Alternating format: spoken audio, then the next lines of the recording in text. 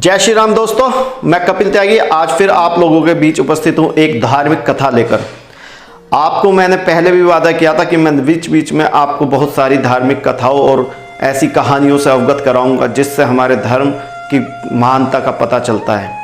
आपने बहुत सारे काव्य, महाकाव्य और ग्रंथ पढ़े होंगे। हमारे हर महाकाव्य ग्रंथ और में लिखा है कि हमें हमारे कर्मों के आधार पर ही फल मिलता है।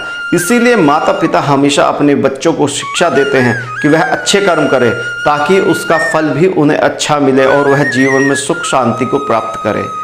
ऐसी ही आज एक कहानी जिसके आधार पर हम बता सकते हैं कि कर्मों के फल क्या होता है, वह मैं आपको सुनाने जा रहा हूँ। कहते हैं आदि काल में जो कौवा होता था वह श्वेत रंग का होता था, सफ़ेद रंग का होता था। एक बार एक ऋषि ने कौवे से कहा कि वह अमृत की खोज के लिए जाए और उस खोज के बाद वह सिर्फ उसे देखकर खोज कर कर बताए, वह उसे चखे ना छुए ना। यह कहकर उन्होंने उस कौवे को अमृत की खोज के लिए भेजा। ऋषि की आज्ञा पाकर वह कौवा खोज में निकल गया और लगभग 1.5 वर्षों के पश्चात उसे वह अमृत मिला। अमृत देखने के बाद कौवे के मन में लालच आया। लालसावश वह अपने आप को रोक न पाया और उसने अमृत को चख लिया। अमृत चखने के बाद वह जब वापस ऋषि के पास पहुंचा और उसने पूरा 1.5 वर्ष की वह अपनी कहानी सुनाई और अंत में उसने बताया कि उसने अमृत को चख लिया है, तब ऋषि क्रोधित हो गए। ऋषि ने क्रोधित होकर उस कौवे को श्राप दिया कि तूने जो पाप किया है, तूने अमृत को चख कर उसे भ्रष्ट कर दिया, खराब कर दिया, अपवित्र कर दिया। उसका मैं तुझे श्राप देता हूँ कि तुझसे एक अशुभ पक्षी के रूप में सदा जाना जाएगा और सब लोग तुझसे नफरत करेंगे, कोई भी तुझे प्रेम नहीं करेगा और तेरा रंग काला हो जाएगा। तब से कहते हैं कौवे का रंग काला हो गया।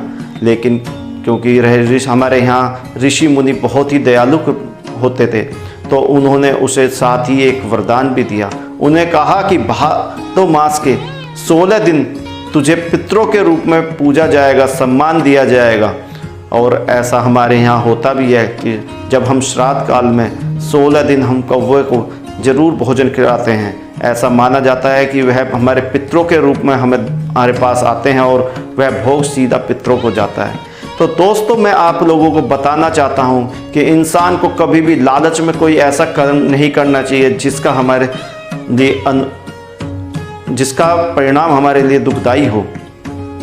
ऐसा ही कौवे ने एक ऋषि अमृत की खोज करने के पश्चात ऋषि की बात मानकर उन्हें जाकर से बता देता। तो हो सकता था कि ऋषि ही उसे कुछ अमृत चखने के लिए देते या कुछ और होता, लेकिन उसने लालचवश यह ऐसा किया और उसका दुष्परिणाम हुआ कि आज कौवा सबकी नफरत का वो होता है। साथ ही ऋषि ने उसे एक श्राप में एक चीज़ और कही थी कि कौवे को कभी भी स्वाभाविक मौत नहीं होगी। और सिर्फ उस कौवे के लिए यह अभिशाप नहीं था, वह पूरे उसकी जाति के लिए था।